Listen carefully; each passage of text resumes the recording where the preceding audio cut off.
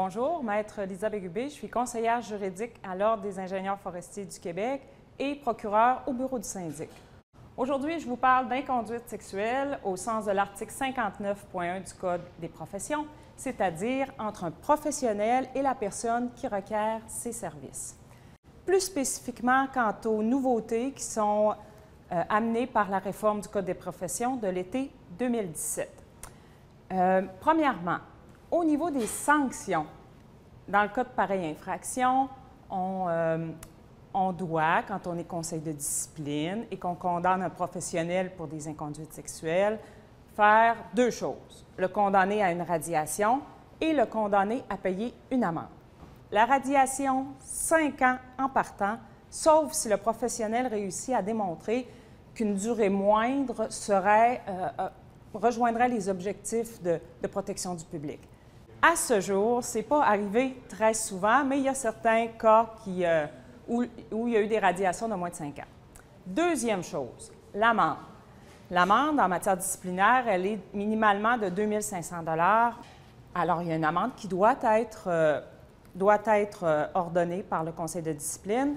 Particularité en matière d'inconduite sexuelle, c'est qu'une partie du montant de l'amende peut servir à rembourser la victime des actes fautifs pour des frais thérapeutiques, uniquement à cette fin, si thérapie il y a. Deuxième changement, deuxième innovation, le professionnel qui se voit condamné pour une période de radiation, au terme de cette période-là, peut souhaiter réintégrer son ordre. À ce moment-là, c'est plus complexe. Ce n'est pas simplement de retourner un formulaire de demande de réinscription en cochant 2 ou 3 inscriptions. Il doit se présenter devant le conseil de discipline, démontrer en quoi il est apte à reprendre la profession, qu'il a respecté le jugement qui a été rendu par le conseil de discipline le condamnant. Exemple, s'il y a eu une obligation de suivre une thérapie, l'a-t-il suivi, et tout, et qu'il n'y a pas de risque de récidive en soi s'il reprend la pratique.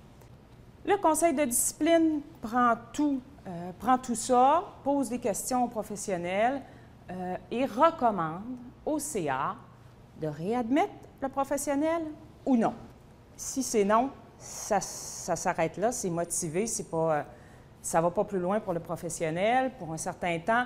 Et si c'est oui, le conseil de discipline peut mettre des conditions. Et là, il y a autant de conditions qu'il y a de professionnels. Ça peut être de limiter son droit de pratique, de l'empêcher d'être en présence d'un certain type de clientèle pendant une période, d'être sous mentorat, de rendre compte au syndic. Il y a plein de conditions. C'est au conseil d'administration de décider en bout de ligne. J'aurais plein de choses à vous dire sur le sujet. Je vous suggère de lire l'avis qui est dans la section fil en aiguille du site Web de l'Ordre. Ça vous donnera des exemples et un petit peu plus d'explications sur le processus.